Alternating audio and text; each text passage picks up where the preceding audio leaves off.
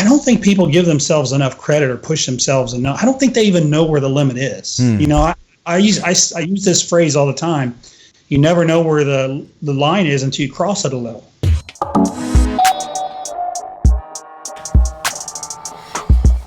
Hey, what's going on, guys? Welcome back to Think Big Bodybuilding Media. Advice is radio if you are listening on audio. I'm Scott McNally, and today we've got the great opportunity to talk to a bodybuilder I've looked up to for a long time, IFBB Pro John Meadows. Today we're going to talk to John about all things training, and I figured that if we were going to talk to John about training, we better bring along Dr. Scott Stevenson, because Dr. Scott and John have been friends since forever now, I'm pretty sure. They've seen a lot of crazy sets go down in the gym together. Plus, Dr. Scott is the co-author for John's book, The Brutality of Mountain Dog Training. So I figured he would be great for helping us to weed out some more of John's thoughts. So we are going to talk about the Mountain Dog system and how he came up with that, how it's evolved over time. We are going to talk about intuitive training and so much more. There's a bunch of good stuff in this. I know you guys are going to enjoy it. So sit back, relax, and do me a favor, leave me a comment. Let me know what you think. If you haven't hit the subscribe button yet, please do, and click the notification bell so you can stay up to date with everything we have coming out. This program is brought to you by True Nutrition. Our code is ADVICES. We got that down in the show notes if you guys want to shop with them and get some high quality supplements. All right, guys, let's get to John Meadows and Dr. Scott. Hey guys, welcome back to Think Big Bodybuilding Media and Advices Radio. If you're new to the channel here and you're watching this on YouTube, please hit the subscribe button. And if you enjoy this show, then definitely smash the like as well. Today, Dr. Scott Stevenson and I are with the one and only, the Mountain Dog himself, John Meadows. What's up, man? How you been? Good. What are y'all up to? We've been up to all sorts of stuff. Scott, you just got back from where were you? Just Scotland. So you've been traveling. Scotland. Yeah, we've been knocking out. I wasn't going to brag about being outside in the sunshine today. Literally, it's probably like 75 degrees, and I know it's not like that in Columbus. Yeah. But I'm getting ready to be up there eventually, you know, and so I'm preparing with heaters and stuff for the cold around the Arnold Classic. So, yeah, how cold is it right there now, John?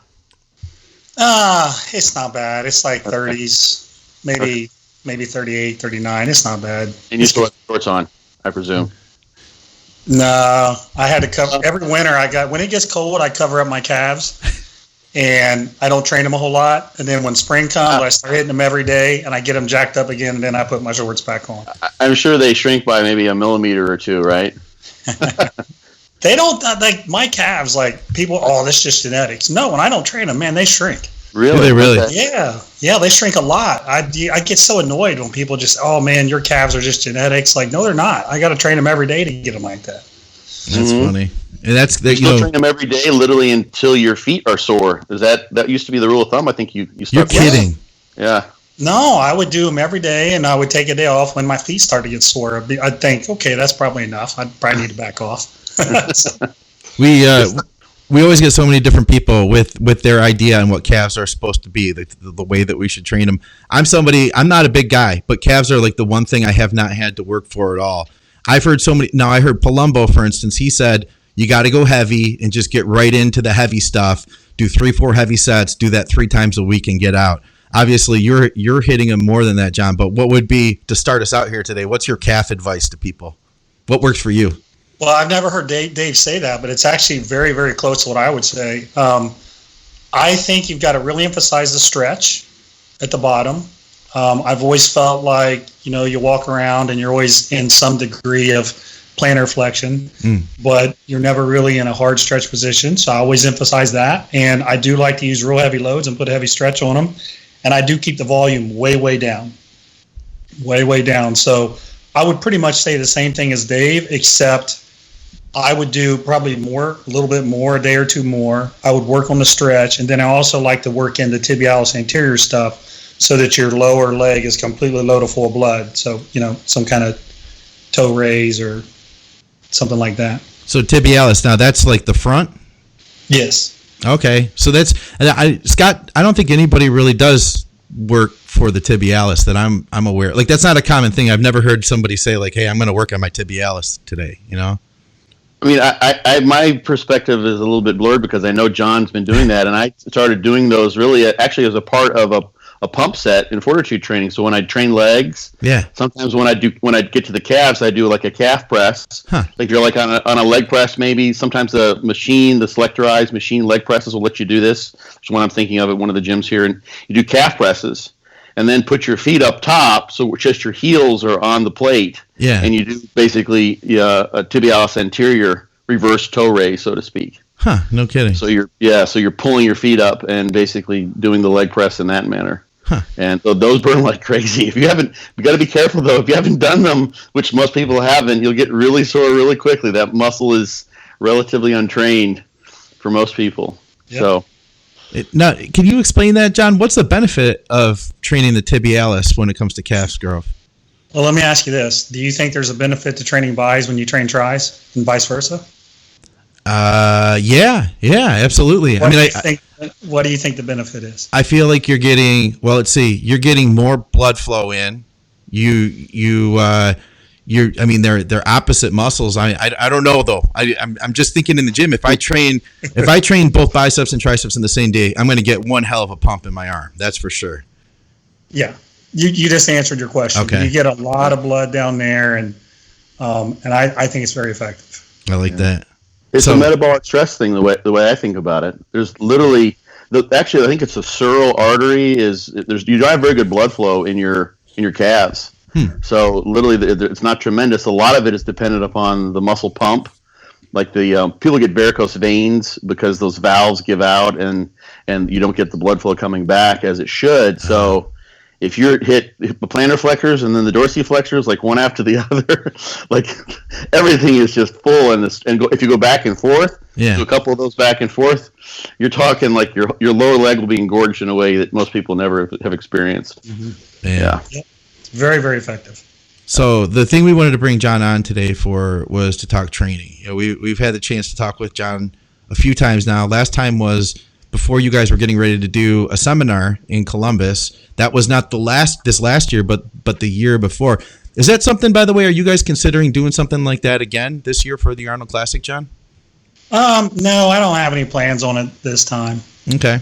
Anything that you have going on? Anybody that you're working with out of curiosity before we get into the training stuff that will be competing there? Well, Terrence Ruffin, and he sent me his check-in today, and he looks amazing. He looks insane. He looks like he did maybe 2 weeks out of his last show. Oh, no kidding. He looks amazing, man. He will do damage. And then I'm working on training, but not diet, with Missy Truscott. Do you know Missy? She's a fitness competitor. Oh, yeah. Okay. She got second in the Olympia. Great shot at winning the Arnold. But the Tuttles, Alexi does her diet, and I help her with her training. She's doing really well. Nice. That's cool. Yeah, we had Terrence on right before the Niagara show. We had him on just a few days before that. So congratulations on the work you guys did, to get him into that one. I'll look forward to seeing how he looks at the Arnold. But to the topic training, John, I've been following your training for a long time, man. Like, I've been following it since it was just posts on a message board, and I tried to piece it together myself, looking at your principles and trying to develop my own programs just from reading your ideas. And it's interesting because it's evolved. What we know as mountain dog training has evolved so much over the past decade. I'd like to talk about that evolution, but in order to do that, I'd like to kind of just start foundationally. How would you describe mountain dog training? If we had to break it down, what would be some common principles within the programs? Well, I would say this, first of all. The entire system is based on a lot of mistakes that I've made personally. That's really what got me to think a lot more about training. I've always been pretty obsessed with training, but I've also made many, many mistakes. And if I were to just give you some basic principles, maybe 8 or 9 principles. So one of them would be never underestimate the importance of mind-muscle connection. I know a lot of people like to laugh at it and, just grab a weight and do it. But I do believe firmly that mind-muscle connection is a very big deal. And the better that you can get at it, the more productive every set that you do can be. So what I like for people to start with is an exercise that they tend to feel the best, something that they can really, really feel and get the target muscles working. Obviously, that's not a real good approach for powerlifting, but for bodybuilding, I think it's a good approach. Yeah. Once, the blood's flowing, you're feeling good, your workout's off to a good start, then I like to incorporate a lot of the more basic movements, the compound movements that are, a little harder on connective tissue, where, you can just push some weight. I have a very specific way I like to do that, which has changed over the years from mistakes I've made. And it's more of, we like to work up to a set. Typically, it's just one set to, I don't want to say failure, to near failure. I feel like when you got these loads or 85, 87%, something like that, or your 1 rep maximum, as long as you get close to failure. And I just don't like for people, I don't like for their form to go bad when they're doing a compound movement. Okay. It's partially for longevity reasons. I don't like for people to get injured. And also, I just don't think training with bad form is productive. So I'm very, very much a stickler with form. And when you look at those exercises, things like a squat and a bench press, I don't want to see, or a deadlift, I don't want to see people hurting themselves. So I'm very adamant about your form has to be impeccable. All right. So, you move some weight. Ideally, you get a little bit stronger as you go. And then the next exercise I pick is typically something that, Scott mentioned, metabolic stress. Is going to be something more along those lines. It's going to be something where you work up to a set where you might do a cluster set. You might do a set like Scott puts in his programs, and maybe you do partials, maybe you do who knows. But it's some kind of high intensity technique that where you can really, really push hard. And, it's almost, at some points, it almost just becomes kind of a pain tolerance test. But those are the sets that I think make a big difference. And, a lot of people tend to think drop sets are worthless, partials don't do any good and all that stuff. But I would disagree. I would say if they're programmed correctly, they're very, very effective. And then, so now you've got your muscle loaded full of blood. It's loaded full of blood. You got that great pump. There's no better feeling in the world. So then I like to finish with an exercise that really provides a good stretch. Almost maybe an exaggerated range of motion, something that really puts the muscle belly in a good stretch. There's some really cool scientific stuff that talks about how muscles not only grow cross-sectionally, but lengthwise too now, near the insertions and things like that. I just always felt intuitively it made sense to put an exercise like that there as opposed to early in the workout. I can't imagine doing a heavy dumbbell fly as your first chest exercise. Yeah, that wouldn't make a lot of sense to me, but it does make a lot of sense to me to do something like that. And Scott told me something years ago I never forgot. He said, there's even an element of ischemia to that, almost like blood flow restriction. You have so much blood buildup and so much of a pump, you can actually cause some compression on the veins, right? And even create some blood flow restriction to a degree, which I thought was really cool too. So, and I think there's even a little bit of probably better recovery you get from it, just elongating the muscle into a full range of motion as well. Although full range of motion exercises tend to be a little more, they tend to create more muscle damage themselves when you do them heavy, like a stiff-legged deadlift. You do that heavy with a real long range of motion, your hamstrings are going to get really sore. Yeah. But I just think in general, just generally speaking, stretching the muscle out is good for recovery. That's kind of the foundation of how the workouts are set up. And then you kind of go into the whole thing about how often do you do the body part and how hard are the sets and all that stuff. But that's kind of the nucleus of how I think when it comes to training. Right on. Now, you had mentioned that this all came together based off of mistakes. Can you talk about some of those mistakes? What were mistakes that you had seen yourself make that kind of made you decide, hey, maybe I should do it this way. Maybe I should evolve a little bit? Because I know one of the things I've heard you talk about is that you don't rush right into that, like that second exercise, that meat and potato stuff. You don't rush right into that because you're not going to be as warmed up as you would have had you done the system the way you just explained it. I know that's one of them. Have there been injuries in the past that had made you go to this route? Well, so a couple things. There was one moment I can remember. I was training at World Gym East, and I remember every Monday and Friday I would bench press first. Okay. And I would typically go up to 365 for a set of 5 or 6. That was about the peak of my strength. I never really got any stronger than that. On incline I did, but not on flat bench. But there was one workout when I pulled my left pec. There's still a little dent there. If I don't tell you, you'll never see it, but there is actually a tiny dent there. Is when I was in my 20s, and it hurt really bad. The next day it was black and blue. And I had probably 20 strains up to that point. That wasn't the first time I had a near pec tear. Every single time that happened, it was from a barbell press, when I started with a barbell press. And after probably 20 near pec tears, I said, you know what? Maybe this isn't the best idea for me. Yeah. Right? So the interesting thing was I moved the barbell presses to second in the routine. Okay. Okay. So I get to the barbell press. I'm not nearly as strong. Right. But something interesting happened. My chest actually started growing. Huh. Yeah. Oh, that's interesting, right? And then my injuries went away. So I was using less weight, and everybody's like, well, it's less weight. You can't be growing. It's just fatigue. You're just a little tired. You're not weaker. It's like saying if I go out and I run around the block, run a mile, then I squat, and if I'm squatting less, I'm weaker. No, I'm not. I'm just tired. I didn't lose all my muscle. You're just tired. So, there's a big part of me that thinks this. And if I publish this, everybody's going to laugh at me. But there's a big part of my heart that says it literally doesn't even matter what exercise you do as long as you go really hard with the right form. Yeah. And maybe you use a couple different angles because I'll co-author, John. I'll co-author with you. We'll publish that shit. I really think that. Like everybody says you have to do the same exercises over and over and over. And what I found with that is you get more inflammation, you get more tendonitis from the same movement patterns. Yeah. And I hear all these guys saying, well, if you change exercises, you got to relearn the motor pattern. No, you don't. Not if you're experienced. I can go in and squat right now, and I guarantee you I know how to squat, and I'll feel it. Yeah. I'm not going to have to squat for 6 weeks to relearn motor patterns, right? And the guys preaching this, they have all their guys loaded up on drugs. So, of course, it works.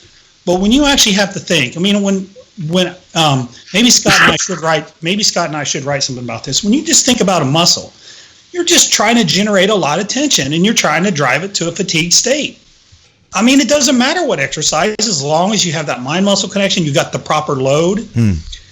So people would say to me, well, how do you know if you're really getting stronger if you're doing that exercise second? Well, you can still measure it. You can still say, I'm still going to try to get more reps. But here's a better question.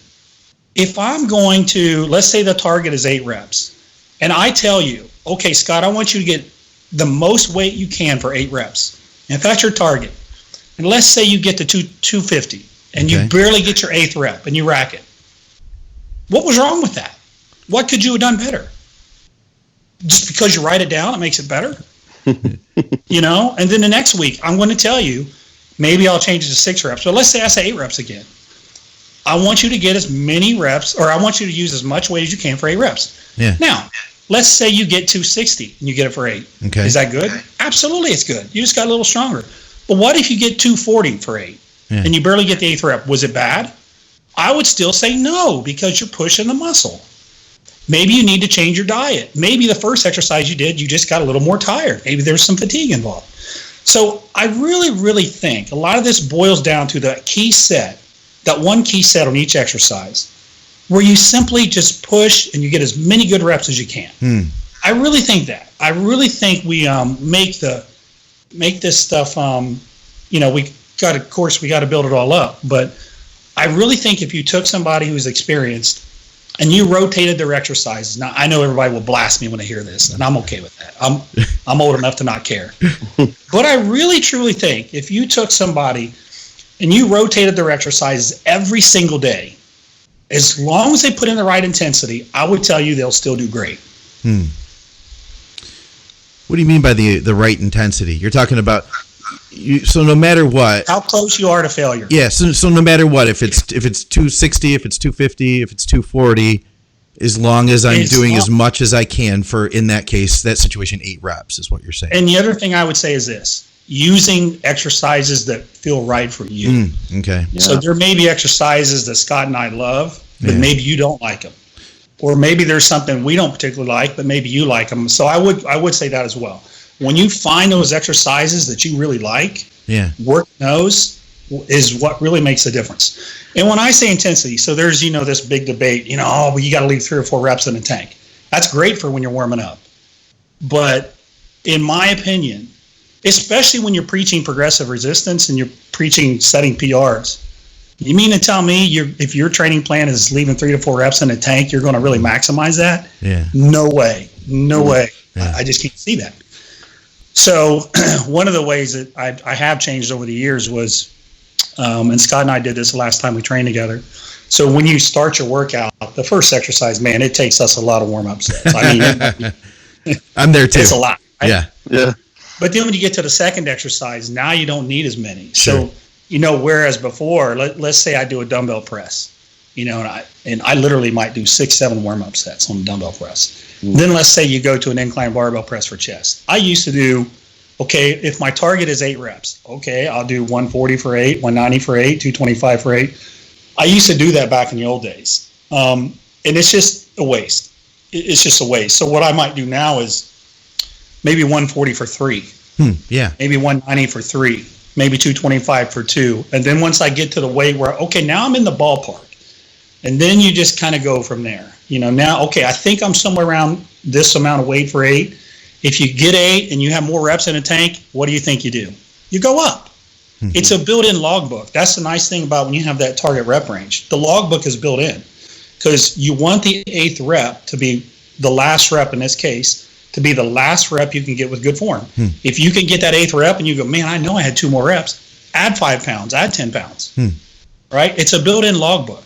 You're always, so the key is, do you execute though? Do you actually do that? That's the key. And then, so then the third exercise, now you've done 2 exercises. So now let's say Scott and I are going to do a cluster set on something. Let's say we're going to do it on a hack squat. It's our third exercise for legs. Do you think we're going to do 1 plate, 2 plates, 3 plates, 4 plates? No. We'll probably put 2 plates on there and do 6 or 7 reps, and then we'll put our working weight on there and we'll do our hack cluster set. So the deeper you get into the workout, the warm-ups. So what you have essentially is, it's what you would call a low volume program. I don't call anything high or low volume because I just, those discussions are just completely nonsensical. I just count our good sets. So like if Scott and I train together, we're probably going to do what you would call 4 to 6 sets. Okay. Somebody else might call that 12 sets. Yeah. It's just semantics. It's, you see Dorian Yates train, and I've talked to him about this. And I even said, Dorian, people actually think you went to train your back and you put 315 on the bar and you did your supinated rows with it. And he just laughed. No, I did 1 plate. I did 2 plates. He just didn't count them. So what did Ronnie Coleman do? He did the same thing. He didn't just walk into the gym and put 8 plates on the T-bar. Yeah. I mean, I would hope that none of us are so dumb. We think we can just walk into the gym and load the weight up and do 1 set that way. We all have to warm up. Some of us need a little bit more than others. So, just warm up intelligently and don't fatigue yourself, but then go hard, right? Then go hard on that work set. Hey guys, why are you using sports nutrition that was designed for someone else? At TrueNutrition.com, they offer the world's largest selection of quality protein powders, and they let you design your own custom blend from a variety of powders, flavors, boosts, and packaging options, like the Team Skip blend, for instance. That's over 20 billion possible combinations to create a protein powder tailored to your diet, your goals, your tastes, and your budget. TrueNutrition.com also offers the ability to create delicious custom oatmeal blends, and they're third-party tested, proving that all their supplements are ensured to have the highest level of quality and value. Don't be a sucker and pay for fancy packaging and gimmicks. Discover the source that bodybuilders trust and stop using mass-produced nutrition that wasn't designed for you. TrueNutrition.com, and use our code ADVICES at checkout to let them know that you support the shows. I want to throw a couple of things in here. One of the things people think about when they get to what will be the second exercise in a mountain dog training workout is this is the one where you have to use the heaviest weight possible. And if you're pre-fatigued, then you can't do that. That's why people want to bench first, so they can bench the heaviest weight possible. But we know from the science now, we know you can do literally sets of 20 to 30 reps if you take them to failure, if you take them to a maximal effort. would be a very light load, 30, 40, 50% of 1 rep max, and you can get tremendous growth with an 80% of 1 rep max. It's the load is important, obviously, but it's the effort that seems to be the most important. And a lot of that research is with untrained people in a large part. A lot of that hasn't been done, but I know you've done high rep stuff. I've done high rep stuff. You can grow from high rep sets without a doubt.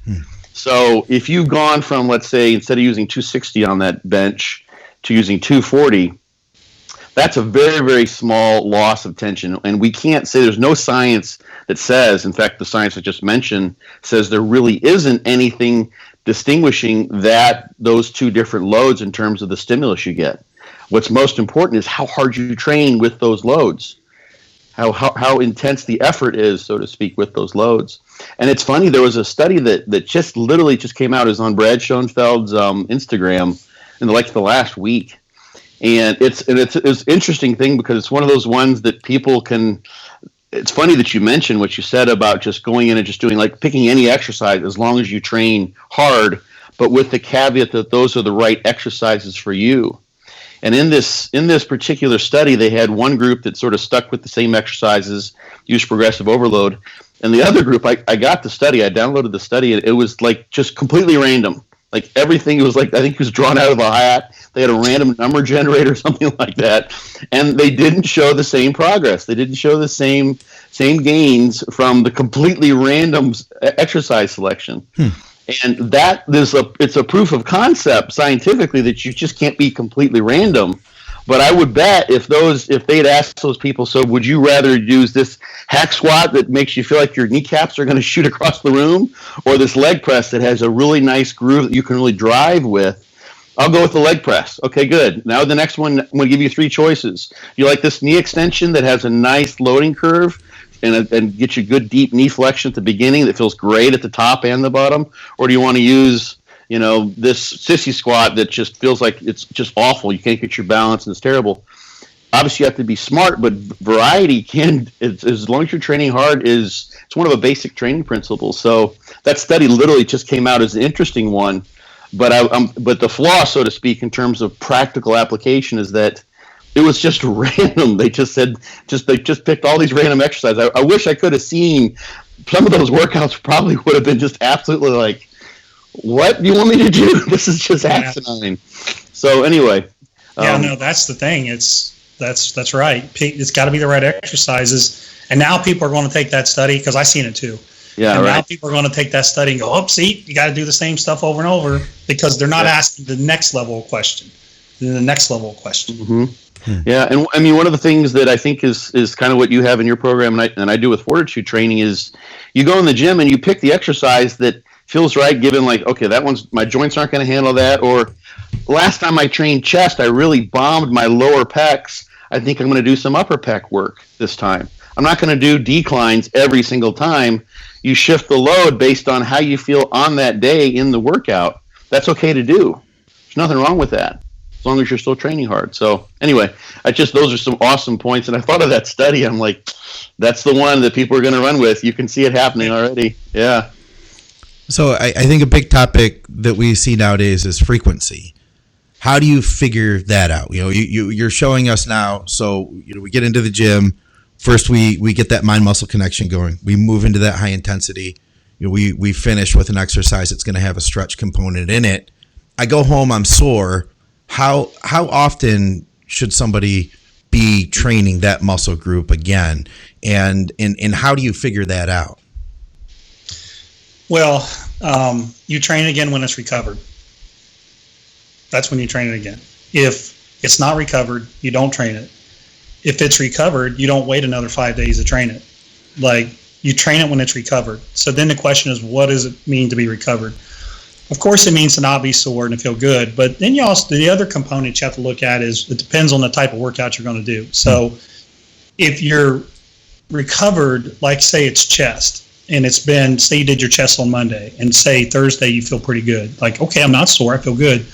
You do have to have some intelligence with your exercise selection, though, because if you go in, like, let's say you did some real heavy barbell work on Monday, it might not be a good idea to do the real heavy barbell work again on Thursday.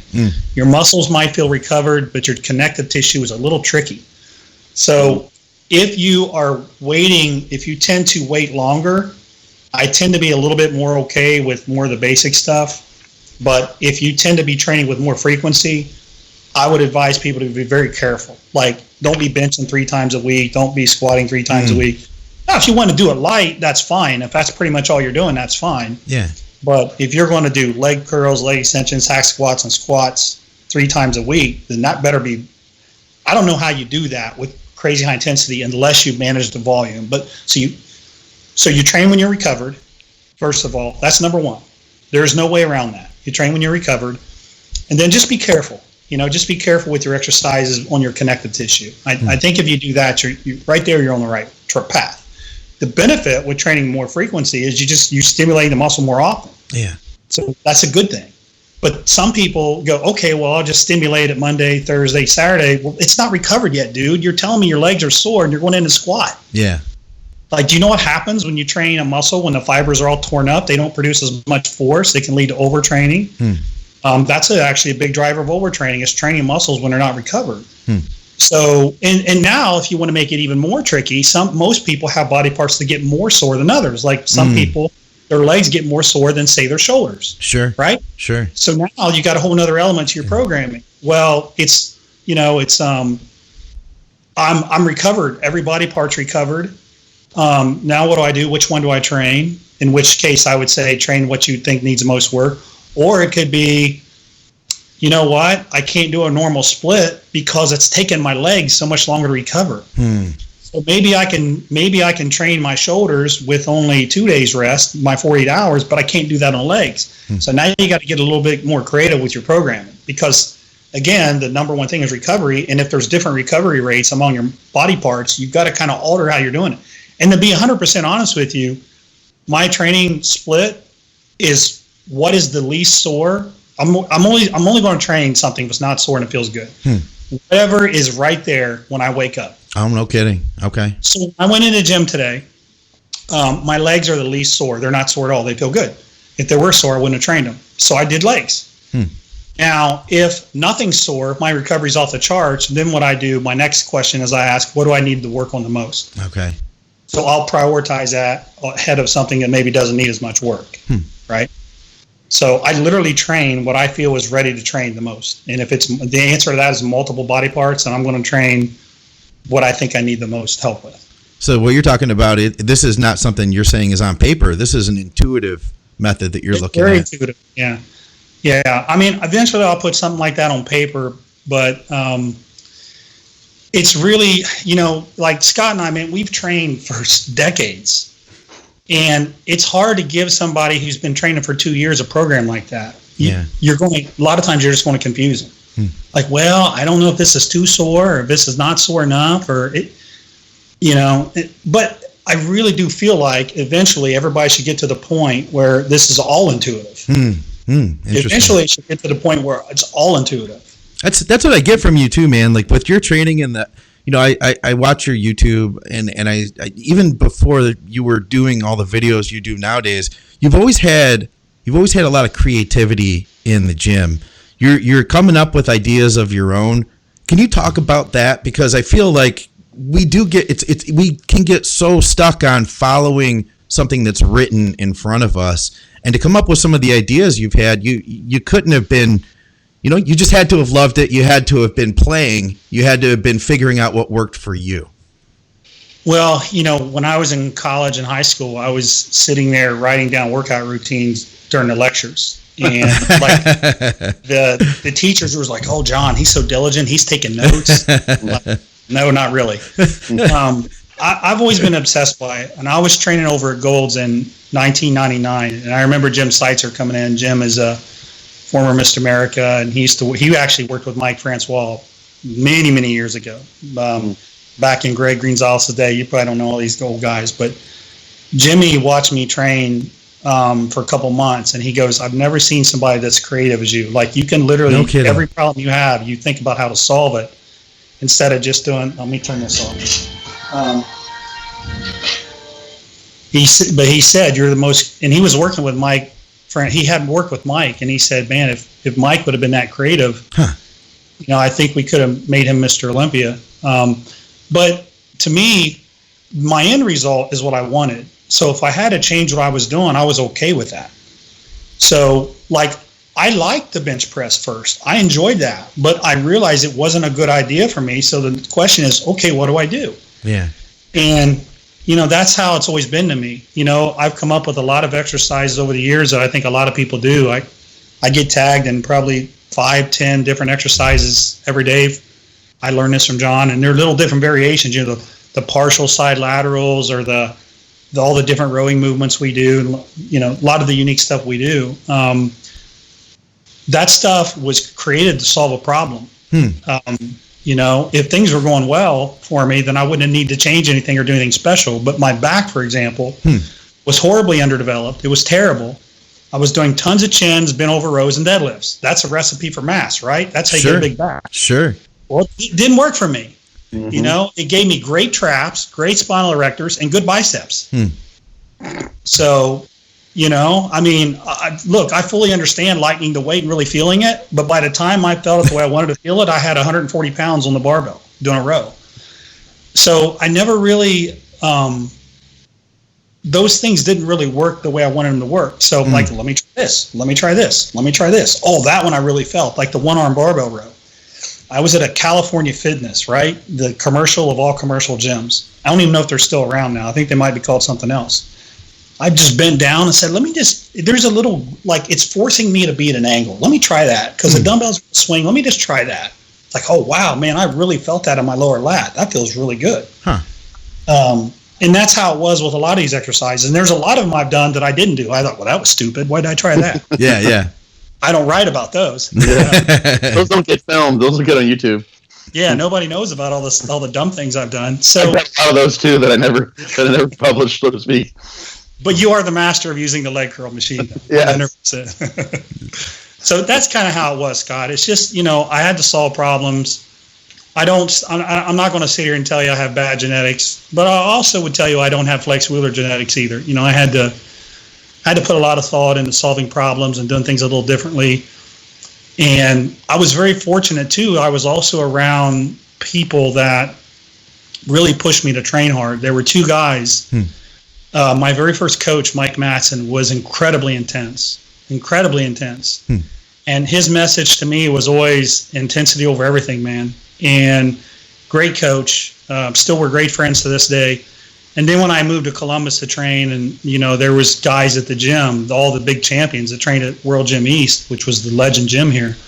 Man, those guys took me under their wing. Those were the guys that taught me how to do sets of 60 on those partial side laterals and a lot of the crazy stuff I do. I learned it from them. Sets of 60. Let's do. We would do 60 reps on bent over. The exercise that nobody thinks works anymore, a rear dumbbell fly, right? Yeah, your rear delts.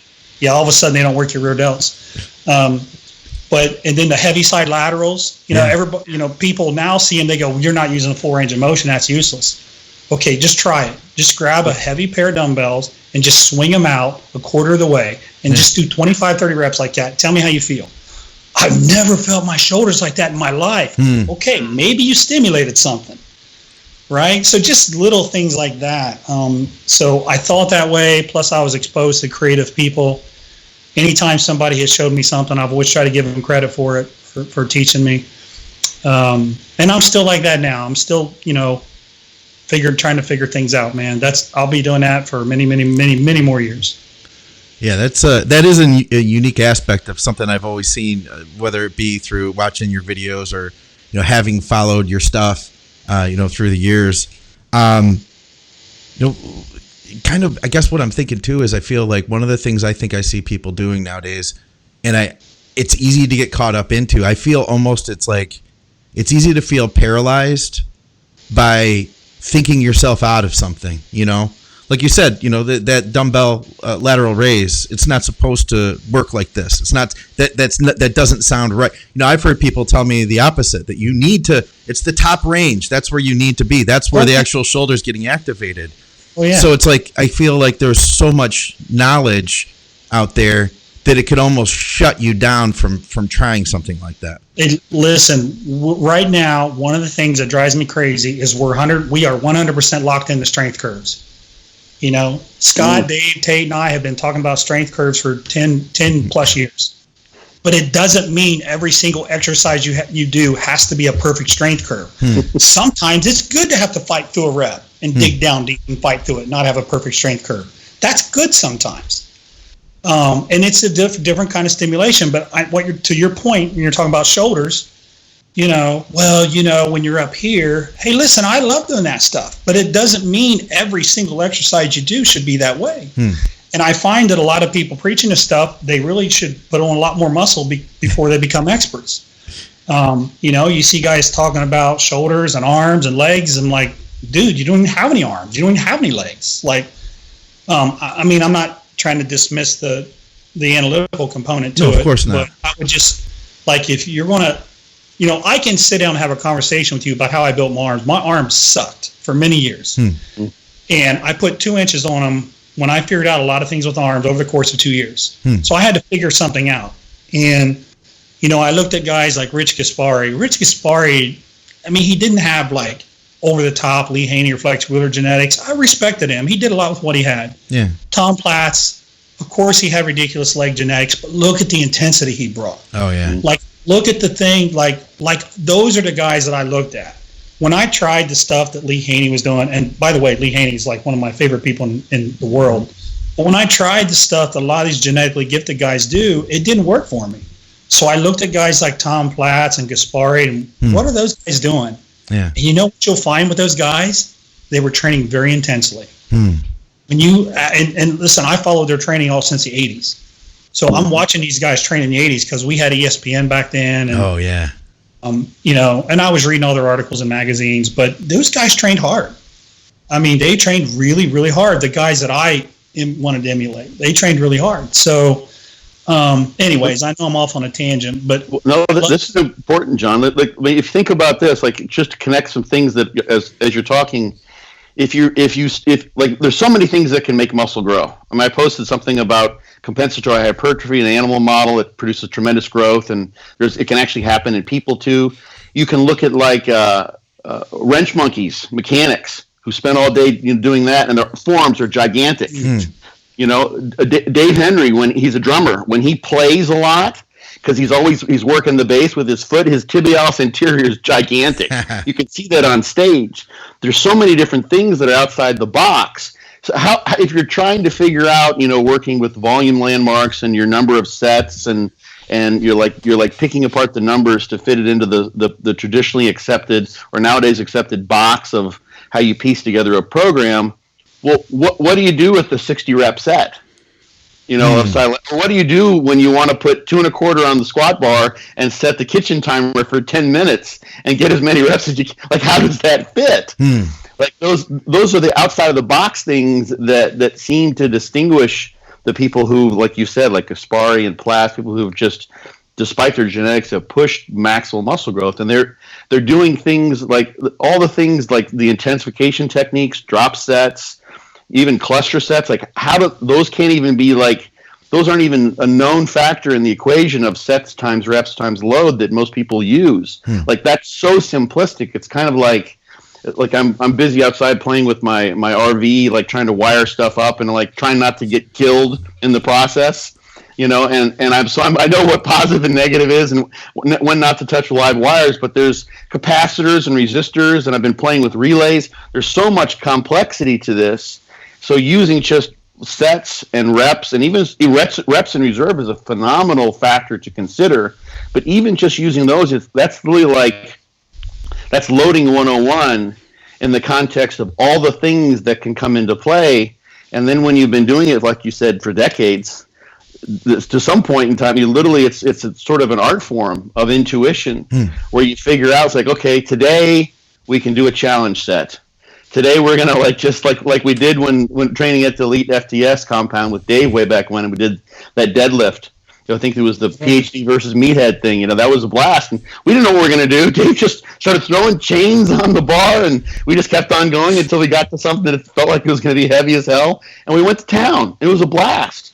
And doing that outside the box, like extreme efforts that create that, it actually even goes back to general adaptation syndrome. If you want to use that as your sort of your standard for modeling this, that's a novel new stimulus. And those things like 60 rep set of side laterals where you're just grinding and grinding, or some of the crazy things that you've done in the gym that have been filmed, those things are tremendous stimuli. And you can't; those have to be. Those are a vital. That's like the salt in your soup. Otherwise, everything's so bland. And I think that's what can make for a really nice recipe for hypertrophy that people just don't. They don't get sometimes if they just sort of stick into the X's and O's and the black and white of sets, reps, and rest and reserve, et cetera. That is becoming a pretty common way to kind of argue what is the right way to train. So. Well, and I think too, I've always had this element of fun. Like, I really want to have fun when I train. Yeah. I'm going to do this for a lot of years. And I'm sorry, but doing the exact same routine, I hear people say Dorian did the same routine for 10 years or whatever. Hey, that's great for Dorian, but that's not for John Meadows, right? I don't want to do the same routine my whole life. Like, I like to have fun. I like to push myself in different ways, to Scott's point. I think there's an element to just having fun and having a good time. And I have a lot of fun when I push myself to a certain point of, pain, good pain, or whatever. There could be something I do that's like, man, that was awesome. Yeah. Right? Yeah. Really challenge yourself. Yeah. So there's no better feeling than walking out of the gym and saying, that's it, man. Like, I did it. Like, there's nothing more I could have done, but, and listen, it's not for beginners. I'm not sitting here saying when you start training your first couple of years, all this stuff I'm training is as you get older, you get more advanced. I'm not saying that everybody in there, when they start working out, should rotate exercises, should do challenge sets, should do drop. I'm not saying that. Hopefully people can distinguish what I'm saying. But as you get 10 years into it, 15 years, 20 years into it, and then those things I think can really make a big difference. And, I've been around a long time, and I've seen a lot of people just quit. They don't train anymore. And I'm not saying that's a bad thing. Their interests change. That's understandable. But I think a lot of them would probably still be training if they just had fun. But they look at it as like, I got to go train. And then eventually they're like, I don't want to train anymore. I look at it most of the time, not all the time, but I look at it, it's like, I can't wait to get in there and train today. I'm going to have fun. It's a different mindset. Not always, not every day. Yeah. But I think there's an element of having fun too, man. Yeah, I see that, and that's what I was getting at, I guess, too, with your creativity. I can't imagine you coming up with the things you come up with if you weren't having fun with it. And further too, I thought you'd appreciate this. I don't know if you've heard this. Tom Platt said he didn't even remember saying it. He looked at me kind of funny when I mentioned it to him. But I got a chance to meet him a couple of years ago at the Olympia. And one of his old videos, it's floating around on YouTube somewhere. He said, "We are artists, and we express ourselves through our sets and our reps." Yeah, he says it all the time.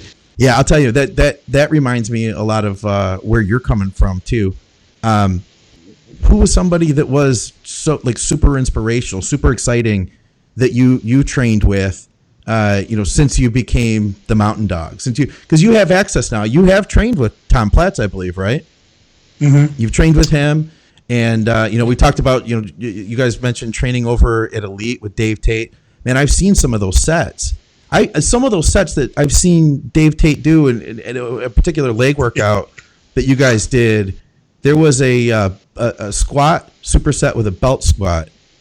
I don't even know how many minutes this went on, but it's burned in my brain as this thing that I feel like I can think of that no matter what I'm doing. I'm like, man, I can do this. If that human being could do that, I can do what I'm about to do. It's like it's just burned in my head, some of that stuff. Can you talk about an experience like that?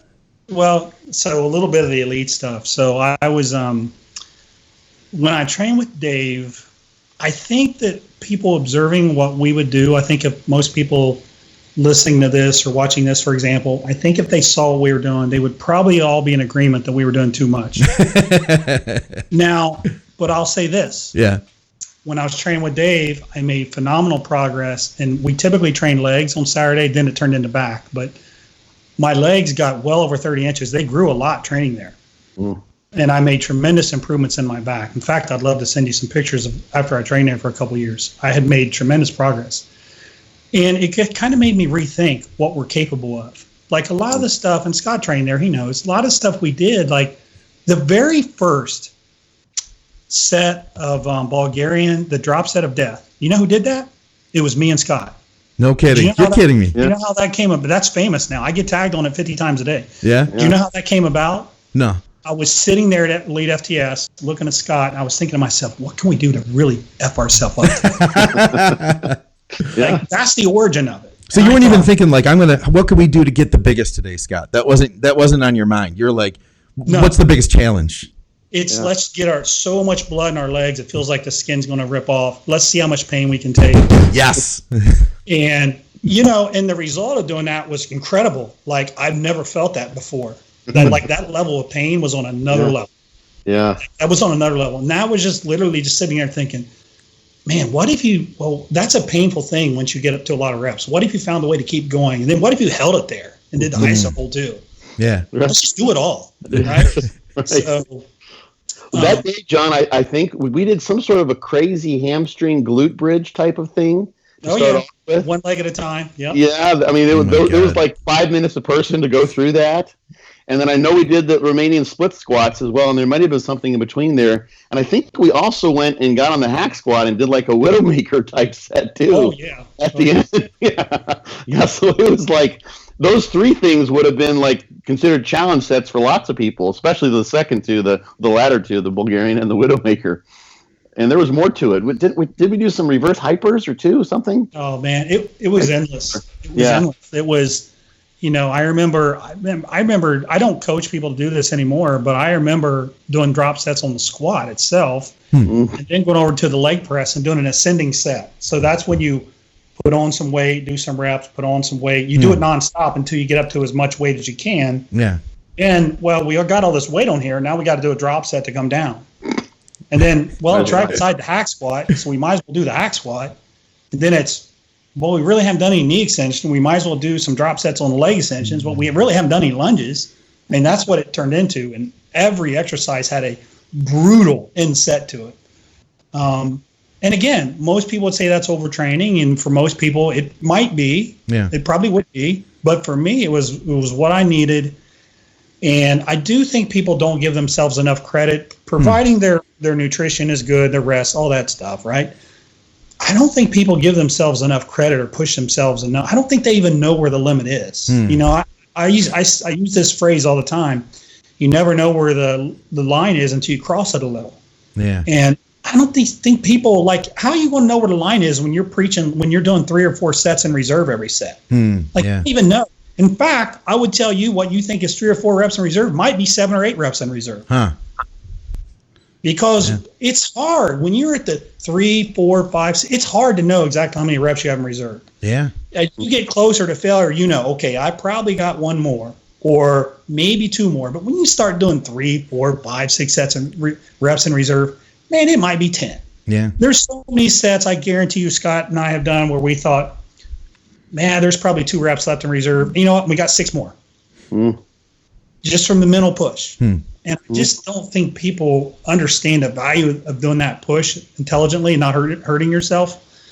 That's documented in the science too. Like Eric Helms, who kind of brought this reps and reserve notion into the literature and now into notoriety. Like that they've done that with people where they say, "Oh, so what's your reps in reserve?" And someone says 3, and there are people who are we're getting 12, 15 more.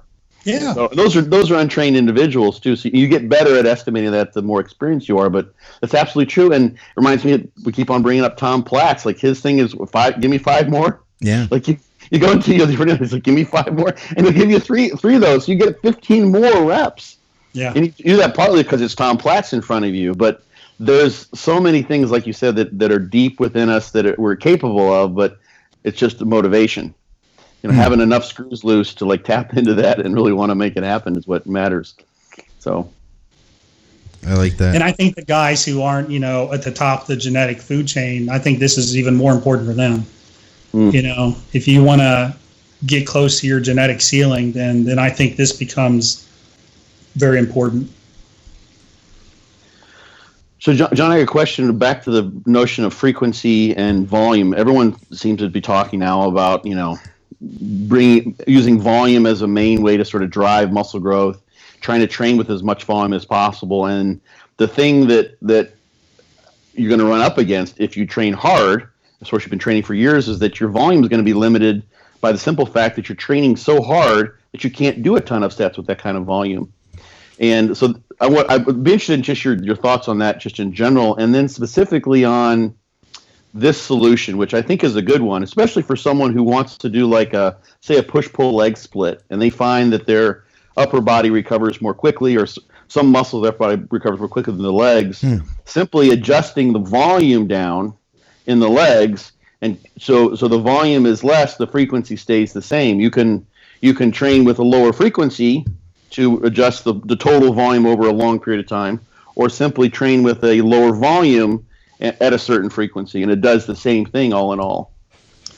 So, yeah, you can. Yeah, 100%. So you can manipulate it. If your legs are sore for 5 days, you might say, okay, well, that third exercise, maybe I'll cut it out, or maybe I won't do cluster set on that third exercise. Right. To allow yourself. I don't like to be crazy sore. Like last 2 weeks ago, I got a sports hernia right now.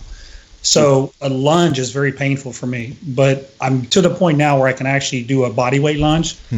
So I did this body weight lunge just 2 weeks ago, and I hadn't done them for a long time. So I was crazy sore, like old school sore. I hate that. I can't stand that. Like, you don't need to be that sore. Old school but sore. Dive on the toilet when you go to the bathroom type sore. Oh my God, it was bad. From body weight lunges. But so you can adjust. That certainly works. Tailor, again, that goes back to being intuitive, to tailoring the amount of volume for body parts to allow it to recover.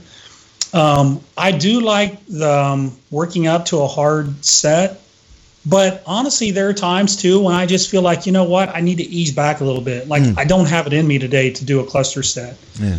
And if I find myself getting to that level, then I'll do more sets because I know I'm not going as hard. So now I can do more sets. But again, it's not just random, it's for a reason. I'm not doing a ton of sets because I'm under the belief that a ton of sets are better. I'm under the belief that it's the best way for me to train right now in my current state. Right. So I think a lot of approaches can work, and I think I don't necessarily think you should get tied to one particular approach. Sometimes it's just fun to just do a lot more. Sometimes I don't want to kill myself. Right. Sometimes I just don't, honestly. Sometimes I just don't want to kill myself. So instead of doing 4 really hard sets, I might do 12 sets where I do leave some reps in the tank. Get a good pump. I feel good. I leave the gym. I got something accomplished. So I do think that people are on this hunt to find the perfect volume when there is no perfect volume. You have a perfect volume for in the state you're in now, maybe, but that could change in a week. It could change in 2 weeks. You may find some kind of motivation that hits you where all of a sudden now you want to go hard. Like, I'll give you an example of that. So every year when I competed, I would, after the show was over, I would train for a couple weeks. I wouldn't go real hard because I had no desire to go to failure after a show. I personally believe that if you were killing yourself leading up to a show, after the show, you probably won't have that desire if you were really training hard. Then I would take a little break, and then I would start training back easy.